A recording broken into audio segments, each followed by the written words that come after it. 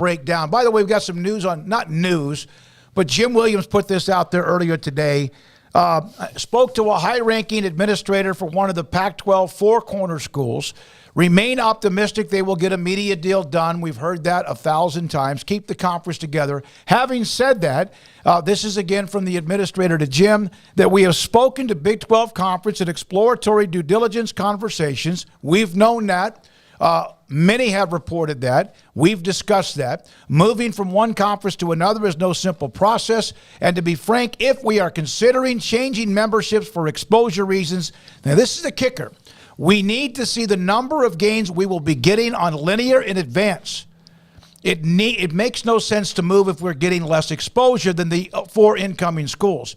Here's two things, and I hope people don't take this wrong. None of those schools that I know of in the four corners are something that any conference has to have. It would be nice if that works out. Put that back up, Garrett, if you don't mind. But to sit there and say, we need to see the numbers, you need to see the numbers, first of all, in your own conference. And I get that. And you don't make the decision perhaps to leave until you do. And you don't make the decision to leave for somewhere else until you do. But the bottom line is that less exposure than the incoming teams. None of those four schools, no matter how valuable they think they are going to be the ones that dictate that information. So, but that's from Jim Williams, from, again, media consultant, former network media CEO with us, advisor with us on the tweet right there. There's some pretty intelligent replies to this tweet, which is something that you don't often get to say about Twitter. But one of the things it says, if you're talking about all the linear that they have, well, the four corners would also open up that late night window that everybody talks about. So there's more linear than they would probably have in the Pac-12 based on what we're hearing right now. Not to mention the fact that one person even mentions that 60% of the Big 12 is on ESPN and their array of channels, and the other 40% is on Fox. Well, Fox also doesn't have a streaming service, and they're not starting one. So everything on Fox is going to be linear. So the fact that you'd be getting a game on Fox anyway, even if it's one or two, is guaranteed to be linear no matter who you are in the Big 12. And then also with the possibility that the Pac-12, when their deal is announced and the figures are announced, that how much of theirs is going to be streaming, and to sit there and want to know what the Big 12 is doing. The Big 12 numbers are there. I mean, their deal, although there's still some, dot the I's and cross the T's, they're there. Everyone knows where they are, where they're going to be, and the time slots, et cetera. So that was a little bit interesting, but at least also admitting again that there's been exploratory conversations, because there are some that stick their head in the sand and act like that's never happened. You would not have exploratory conversations if you didn't at least or weren't interested in what was on the other side of the fence.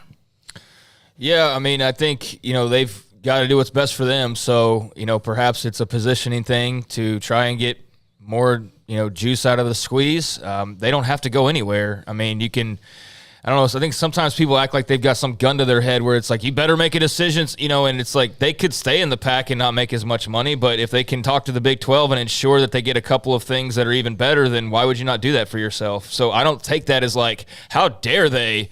They're just trying to get the best deal they can for themselves. I mean, that's really all it is. And, if they can get the Big 12 to agree of like, yeah, sure, we'll give you same amount of exposure as these schools and others, then okay, now we know that. Great. That helps us lead even further into this decision that we inevitably make. So, yeah, I don't take that as anything but just trying to finagle the best deal for yourself.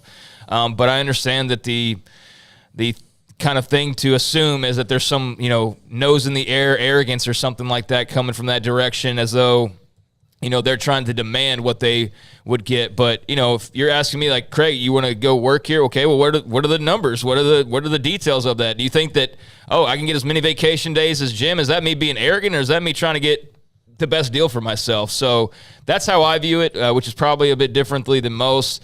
But I understand, because the way this is all gone and just kind of the attitudes towards either side, depending on who you talk to, how that could be taken a different way. So we still wait. I mean, nothing's really changed outside of just the conversation has rolled on along. and it is June 28th. So, for all the talk about a July 1st deadline and those types of things, I mean, we're right there up against it at this point, and we'll have arrived there by the end of the week. And I don't know, I don't get some sense that the dam's about to burst one way or the other, really. It seems like I'm going to inevitably see a tweet here in a couple of days of like, June 28th is, it's going to be like, okay, let's reset the clock again. And I don't look forward to that, but I understand that it's, a complicated process, so to speak. All right. So then there are